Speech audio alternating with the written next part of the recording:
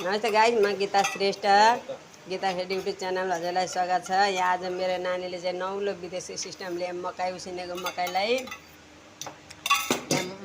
के बनाएको भने मोलेर खाएर यहाँ सबै थोक प्याज लसुन खोर्सानी हालेर यो बनाइरहेको छु साथीहरू। यसरी अचार हालेर प्याज खोर्सानी लसुन काटी हालेपछि यस्तो दामी हुँदो रहेछ कि यसरी खानुपर्ने रहेछ। म साँधेर हेर्नु हजुर काटिखेर चाहिँ हेर्नु यसरी खाएर यहाँ हेर्नु।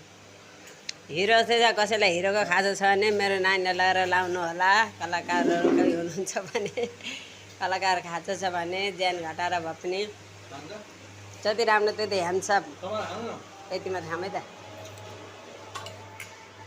ए साथी दामी भात कस्तो मिठो भयो साथीहरू, दामी भयो गुड।